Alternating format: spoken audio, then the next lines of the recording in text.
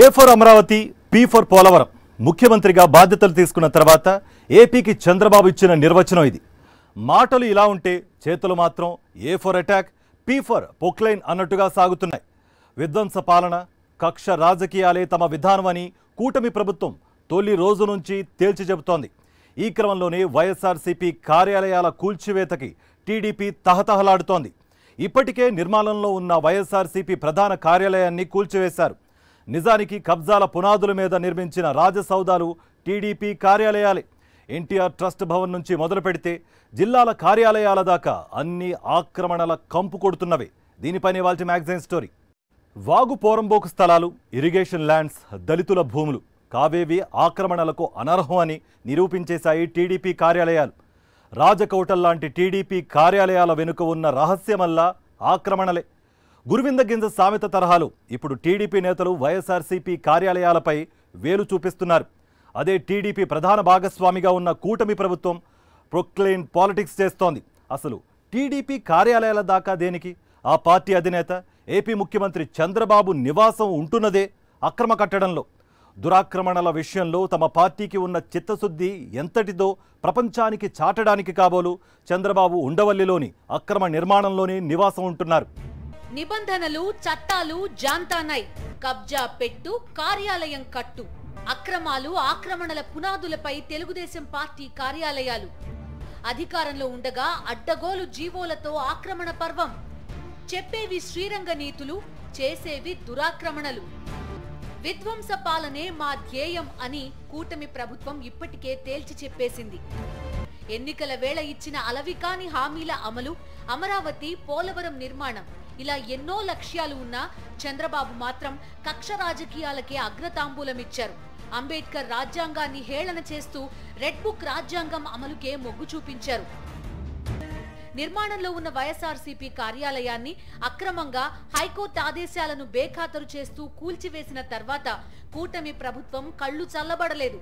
అందుకే ఏపీలోని వైఎస్ఆర్సీపీ కార్యాలయాల మీద కన్నేశారు. ధ్వంస రచనకు రెడీ అవుతున్నారు. అదే సమయంలో టీడీపీ కార్యాలయాలను పరిశీలిస్తే ప్రతి కార్యాలయం వెనుక కనిపించని ఆక్రమణ ఉంది. ప్రతి కార్యాలయం వెనుక కబ్జాల కహానీ ఉంది. వాగు పోరంబోకు స్థలాల నుంచి మొదలు పెడితే దళితుల భూముల దాకా ఆ అక్రమాల పర్వానికి అంతే లేదు. కార్యాలయాల ముసుగులో టీడీపీ సాగించిన అక్రమాల ఎపిసోడ్ ని ఎక్కడి నుంచి మొదలు పెట్టాలి? ఈ ప్రశ్న వింటున్నప్పుడు సహజంగా మీ అందరి మదిలో విజయవాడో, మంగళగిరో మెదులుతూ ఉంటుంది కదా. కానీ అసలు మొదలు పెట్టాల్సింది హైదరాబాద్ నుంచి. ఎందుకంటే చంద్రబాబు దర్శకత్వంలో ఈ అక్రమాల దందా మొదలైంది నిన్నో మొన్నో కాదు. దీనికి దశాబ్దాల చరిత్ర ఉంది. ఇదిగో మీకు కనిపిస్తోంది ఎన్టీఆర్ ట్రస్ట్ భవన్. ఉమ్మడి రాష్ట్రంలోనూ చంద్రబాబు అత్యంత విలువైన స్థలాలను టీడీపీ కార్యాలయాల కోసం సొంతం చేసుకున్నారు. హైదరాబాద్ బంజారా హిల్స్ లో అత్యంత ఖరీదైన ఎకరం స్థలాన్ని రాత్రికి రాత్రే కేటాయించేసుకున్నారు. వాణిజ్య భూమిగా హుడా చేతిలో ఉన్న ఆ స్థలాన్ని 1997 ఏప్రిల్ 30న జూబ్లీహిల్స్ మున్సిపాలిటీ నుంచి షేక్పేట ఎంఆర్ఓకు బదలాయించారు. ఆయన అదే రోజు ఎన్టీఆర్ మెమోరియల్ ట్రస్టీగా ఉన్న డి శ్రీనివాసరావు పేరు మీదకు మార్చారు.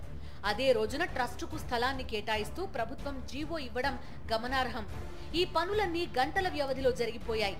అంతటి విలువైన స్థలాన్ని నెలకు 7,500 రూపాయల అద్దెకు చంద్రబాబు కేటాయించుకున్నారు. హైటెక్ సిటీ నిర్మాణ బాధ్యతలు దక్కించుకున్న ఎల్ఎన్టీ సంస్థ ద్వారా అత్యాధునిక హంగులతో ఎన్టీఆర్ భవన్ ను నిర్మించుకున్నారు. ఉమ్మడి రాష్ట్రంలో జిల్లాల వారీగా టీడీపీ కార్యాలయాలకు భూములు కేటాయించుకున్న చంద్రబాబు 2014లో అధికారంలోకి వచ్చాక కూడా అదే తీరును కొనసాగించారు. అత్యంత విలాసంగా రాజసౌధాలను తలపించేలా ఏపీ అంతటా కనిపిస్తుంటాయి టీడీపీ కార్యాలయాలు.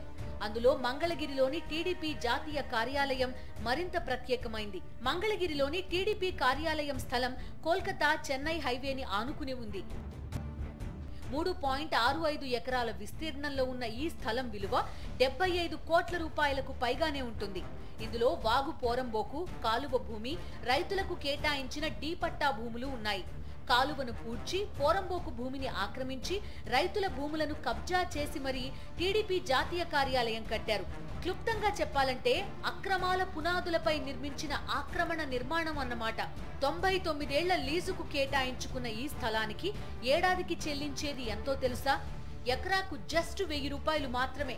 నిజానికి ఆ భూమికి సంబంధించి 1974లోనే బొమ్ము రామిరెడ్డి పేర 0.65 సెంట్లు, కొల్లా రాఘవరావు పేరిట 1.75 ఎకరాలు, కొల్లా భాస్కర్రావు పేరిట 1.75 ఎకరాలను డీ పట్టాలుగా ఇచ్చారు.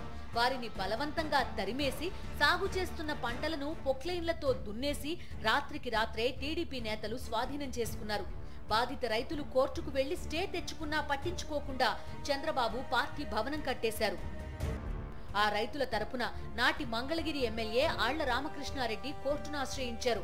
ఈ కేసు ఇప్పుడు సుప్రీంకోర్టు విచారణలో ఉంది. 8 అంతస్తుల విలాసవంతమైన ఈ ఎన్టీఆర్ భవన్ ను అనుమతి లేకుండా నిర్మించేశారు. ఉల్లంఘనలు, అక్రమాలకు పర్యాయపదంగా నిలుస్తోంది టీడీపీ జాతీయ కార్యాలయం. మాకు కూడా ఆశ్చర్యం కలిగించే అంత విషయాలు ఈ రోజున ఈ పార్టీ ఆఫీసులకు స్థలాల కేటాయింపు విషయం నిజంగా ఆశ్చర్యం కలిగించింది. దీనికి ఆద్యుడు ఎవరు అనంటే చంద్రబాబు నాయుడు గారే. ఇది ఎక్కడ జరిగింది అంటే హైదరాబాద్లోని ఎన్టీఆర్ ట్రస్ట్ భవన్ పేరుతో ప్రస్తుతం ఉన్న భవనము, గతంలో అది హైదరాబాద్ మున్సిపాలిటీ పరిధిలో ఉన్న ఆ భవనాన్ని లేదా ఆ భవనం కింద ఉన్న స్థలాన్ని మున్సిపాలిటీ నుంచి షేక్పేట ఎంఆర్ఓ గారికి బదలా ఇచ్చారు. ఇది పార్టీ కార్యాలయంగా ప్రస్తుతం నడుస్తుందా?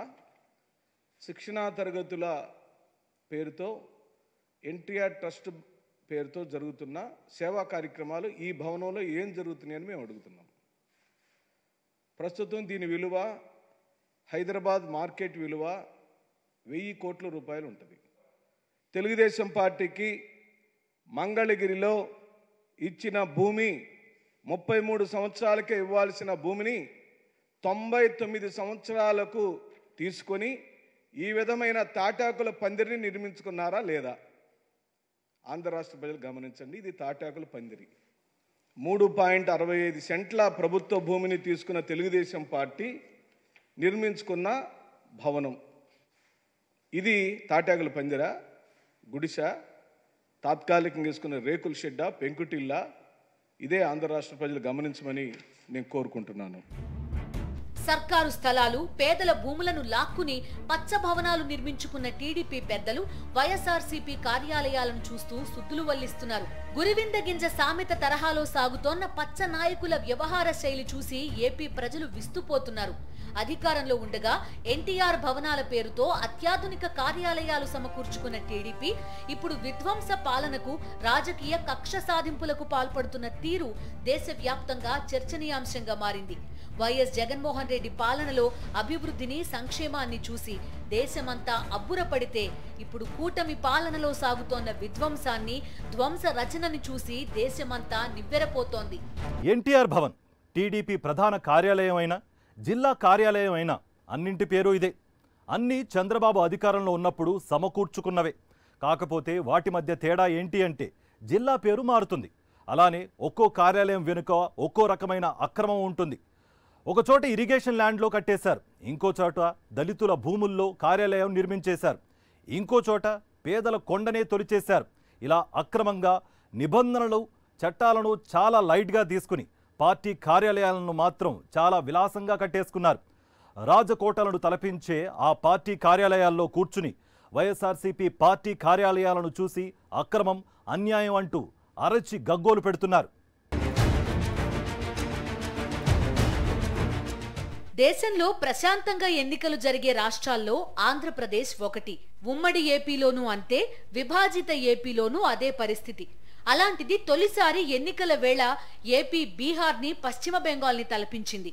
ఆ తర్వాత కౌంటింగ్ రోజు మధ్యాహ్నం నుంచే రాష్ట్ర వ్యాప్తంగా టీడీపీ, జనసేన శ్రేణుల హింసరచన మొదలైంది. ఆ పైన కూటమి ప్రభుత్వం విధ్వంస పాలనకి జై కొట్టేసిందని పరిశీలకులు విశ్లేషిస్తున్నారు. వైఎస్ఆర్సీపీ కార్యాలయాల మీద ఇన్ని ఆరోపణలు చేస్తోన్న టీడీపీ తన కార్యాలయాలను సర్కార్ స్థలాలు, పేదల భూములు లాక్కుని నిర్మించుకోవడం విశేషం. వాగు పోరంబోకు రైతుల భూమిని కబ్జా చేసి మంగళగిరిలో అత్యంత విలాసవంతమైన టీడీపీ జాతీయ కార్యాలయాన్ని నిర్మించుకోగా విశాఖలో దసపల్లా భూముల్లో పాగా వేసి పచ్చ భవనాలు కట్టుకున్నారు. విజయవాడ ఆటోనగర్లో ఇరిగేషన్ స్థలం, శ్రీకాకుళంలో దళితులకు కేటాయించిన భూమి, కాకినాడలో జడ్పీ స్థలం, ఇలా చెప్పుకుంటూ పోతే ఈ లెక్క చాంతాడును తలపిస్తుంది. ఇవన్నీ ఎన్టీఆర్ భవనాలే. అధికారం మాటున చంద్రబాబు సమకూర్చుకున్న పార్టీ కార్యాలయాలు. ముఖ్యమంత్రి చంద్రబాబు ఉంటున్న ఉండవల్లి కరకట్ట నివాసమే అక్రమాలకు కేర్ ఆఫ్ అడ్రస్ లాంటిది. నిబంధనలు, చట్టాలకు తూట్లు పొడిచి కృష్ణానది ఒడ్డున కట్టిన ఆ విలాస రాజభవనంలోనే చంద్రబాబు 8 ఏళ్లుగా నివాసం ఉంటున్నారు. అక్రమాల బాటలో రాష్ట్ర వ్యాప్తంగా ఎన్టీఆర్ భవనాల పేరిట విలాసవంతమైన కోటలు కట్టేశారు. వీటిని కప్పిపుచ్చి నిస్సిగ్గుగా వైఎస్ఆర్సీపీ కార్యాలయాలపై బురద జల్లడంపై పరిశీలకులు విస్మయం వ్యక్తం చేస్తున్నారు. నిజానికి చంద్రబాబు గతంలో అధికారంలో ఉన్నప్పుడే రాజకీయ పార్టీలకు భూములు కేటాయించే విధానాన్ని తెచ్చారు.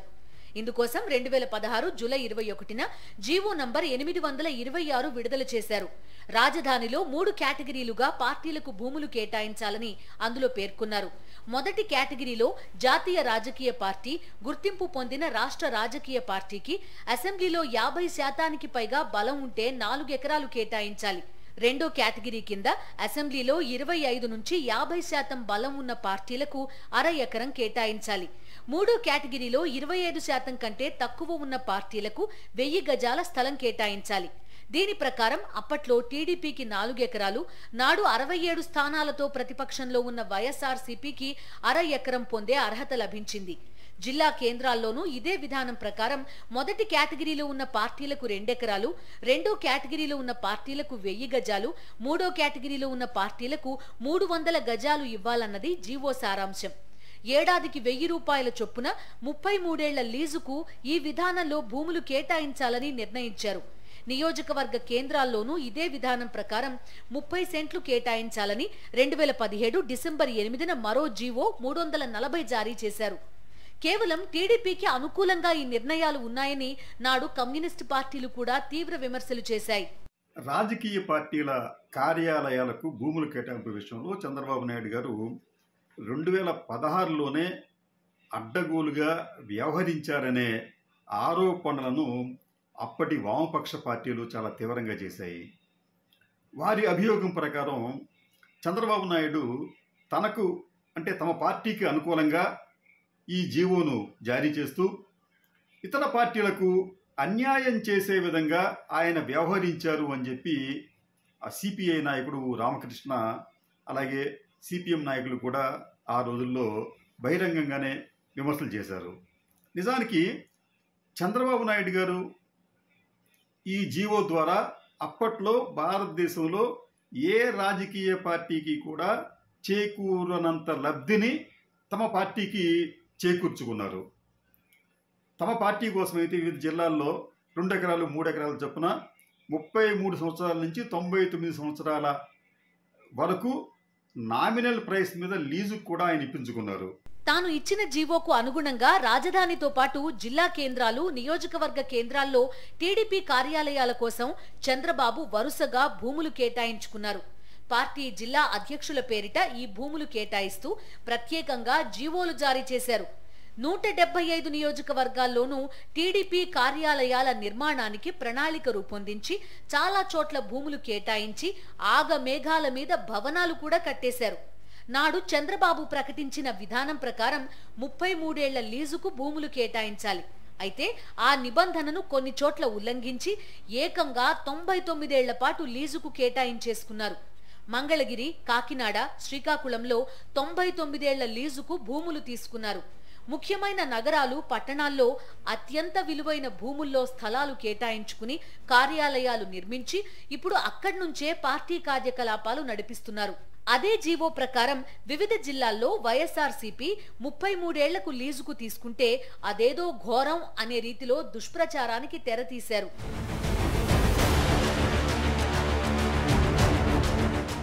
ఇదిగో ఇలా చూడండి, ఇది విజయవాడలోని టీడీపీ కార్యాలయం. విజయవాడ నడిబొడ్డున ప్రజావసరాలకు ఉపయోగపడే విలువైన భూమిని అప్పటి జలవనరుల శాఖ మంత్రి దేవినేని ఉమ ఒత్తిడితో టీడీపీ కార్యాలయానికి అప్పగించారు. గుణదల పరిధిలోకి వచ్చే ఆటోనగర్ గురునానక్ కాలనీకి ఆనుకుని ఇరిగేషన్ శాఖకు 95 సెంట్ల భూమి ఉంది. ఇరిగేషన్ విభాగం ఫ్లోరేజ్ ఇతర పనుల కోసం దీన్ని వినియోగించేవారు. ఇందులో కార్యాలయం కూడా ఉండేది. అయితే టీడీపీ ఆఫీస్ కోసం దీన్ని ఇవ్వాలని అధికార యంత్రాంగంపై ఒత్తిడి తెచ్చి కూల్చేశారు. ఇరిగేషన్ మెటీరియల్, యంత్రాలను మరో చోటకు తరలించారు. అన్ని అభ్యంతరాలను పక్కన పెట్టి 99 ఏళ్ల లీజుకిచ్చేశారు. ఆటోనగర్ పరిధిలో ఉన్న ఈ స్థలాన్ని పారిశ్రామిక అవసరాలకు మాత్రమే వాడాలనే నిబంధన ఉన్నా ఇలా పాలక వర్గాన్ని బెదిరించి నోరు మూయించారు. వాణిజ్య భూమిగా కన్వర్షన్ చేసి టీడీపీ కార్యాలయం నిర్మించుకున్నారు. దీని విలువ 40 కోట్ల రూపాయలకు పైమాటే. ఇలా చెప్పుకుంటూ పోతే రాజకోటలను తలపించే ప్రతి టీడీపీ కార్యాలయం వెనుక నిబంధనల అతిక్రమణ, చట్టాలను ఉల్లంఘించడం, అక్రమాలు, ఆక్రమణలు ఒకటా రెండా, ఎన్ని రకాలుగా అధికారాన్ని దుర్వినియోగం చేయాలో అన్ని రకాలుగా చేశారు. అలాంటి టీడీపీ ఇప్పుడు వైఎస్ఆర్సీపీ కార్యాలయాల మీద ఆరోపణలు చేస్తోంది. కూటమి ప్రభుత్వం విధ్వంస పాలన సాగిస్తోంది. తమ చీకటి పాలనకి సింబాలిక్గా కావచ్చు, లేక పట్టపగలు ఆ విధ్వంసం కొనసాగిస్తే ప్రజలు సహించరన్న ఆందోళన కావచ్చు. తెల్లవారక ముందే, చీకట్లు వేడక ముందే నిర్మాణంలో ఉన్న వైఎస్ఆర్సీపీ ప్రధాన కార్యాలయం కూల్చివేశారు. హైకోర్టు ఆదేశాలను కూడా ఏ మాత్రం లెక్క చేయకుండా కూటమి ప్రభుత్వ ఆదేశాలను సిఆర్డీఏ అమలు చేసేసింది. ఇప్పుడు అదే ధ్వంస రచనని ఏపీ అంతటా విస్తరించడానికి పక్కా ప్రణాళిక సిద్ధం చేశారు. మరోవైపు కూటమిలోని భాగస్వామ్య పార్టీల శ్రేణులు ఏపీ అంతా హింస రచన చేస్తూనే ఉన్నాయి.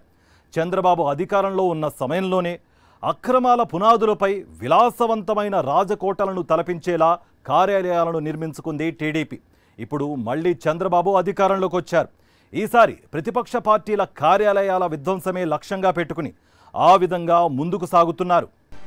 రాజకీయ పార్టీలకు ప్రభుత్వ భూములను కేటాయించే విధానం అమల్లోకి వచ్చింది చంద్రబాబు సీఎంగా ఉన్నప్పుడే. ఆ కేటాయింపులు కూడా టీడీపీకి అనుకూలంగా ఉండేలా చూసుకున్నారు చంద్రబాబు. ఈ విధానాన్ని నాడు కమ్యూనిస్టులు తీవ్రంగా వ్యతిరేకించారు. తమకు అనుకూలంగా భూముల కేటాయింపు విధానం తీసుకురావడంతోనే అయిపోలేదు. ఆ తర్వాత ప్రతి జిల్లాలోనూ టీడీపీ కార్యాలయం నిర్మాణంలో అనేక అక్రమాలకు తెరతీశారు. వైజాగ్లో అయితే దసపల్లా కొండను తొలిచి మరీ టీడీపీ కార్యాలయం కట్టేశారు. దసపల్లా భూముల్లో 2000 గజాల్ని 33 ఏళ్ల పాటు ఏడాదికి 25,000 రూపాయలకు లీజు చొప్పున 2022లో అప్పటి తెలుగుదేశం ప్రభుత్వం టీడీపీకి కేటాయించింది.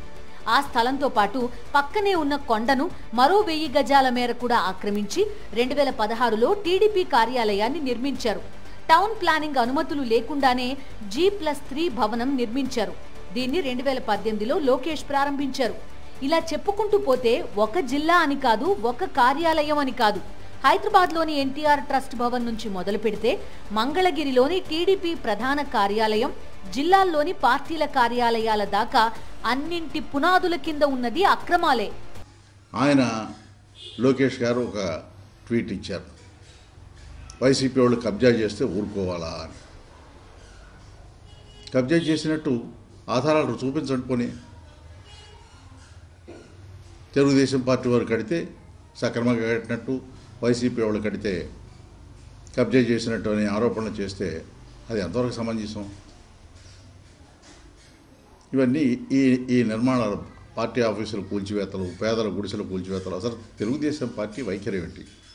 అమరావతి రాజధానిలో 50,000 మంది పేదలకు ఇళ్ల స్థలాలు ఇస్తామంటేనే కోర్టులకు పంపించి బినామీ పేర్లతో కోర్టుల్లో పిటిషన్లు వేసి స్టేలు తీసుకొచ్చి అడ్డుకున్న చరిత్ర ఉంది. విశాఖపట్నంలో కూడా అలాగే చేయించారు. రాష్ట్రంలో చాలా చోట్ల ఇట్లాగే అడ్డంకులు సృష్టించారు పేదలకు ఇళ్ల స్థలాలు ఇస్తామంటే. మీ స్టాండ్ ఏమిటి అసలు?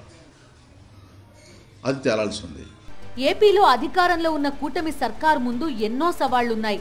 అమరావతి నిర్మాణానికి లక్షల కోట్ల రూపాయలను ఎలా సమీకరిస్తారో ఎవరికీ అర్థం కాని పరిస్థితి. ఇక హామీల అమలు కూటమి ప్రభుత్వానికి అతిపెద్ద సవాల్ అని పరిశీలకులు తేల్చి చెబుతున్నారు. సూపర్ 6 అంటూ ఎన్నికల వేళ ఊదరగొట్టిన హామీలతో పాటు మేనిఫెస్టోలో ఇచ్చిన హామీల అమలుకు లక్షల కోట్ల రూపాయలు కావాలి. ఏపీ బడ్జెట్ మొత్తం కేటాయించిన హామీల అమలుకు సరిపోని పరిస్థితి. ఈ నేపథ్యంలో పాలన మీద దృష్టి పెట్టాల్సింది పోయి హామీల అమలులో చిత్తశుద్ధిని చూపించడానికి కృషి చేయాల్సింది పోయి విధ్వంస పాలనకే కూటమి ప్రభుత్వం మొగ్గు చూపడం పరిశీలకులను సైతం ఆశ్చర్యపరుస్తోంది. తమ పార్టీ కార్యాలయాలను నిబంధనలకు విరుద్ధంగా చట్టాలను వెక్కిరిస్తూ నిర్మించుకున్న తెలుగుదేశం వైఎస్ఆర్సీపీ కార్యాలయాల మీద ఆరోపణలు చేయడం, వాటిని కూల్చడం లక్ష్యంగా కూటమి ప్రభుత్వం పనిచేస్తూ ఉండడం ఏపీ ప్రజల్లో తీవ్ర చర్చనీయాంశంగా మారింది. ఇది ఇవాల్టి మ్యాగజైన్ స్టోరీ.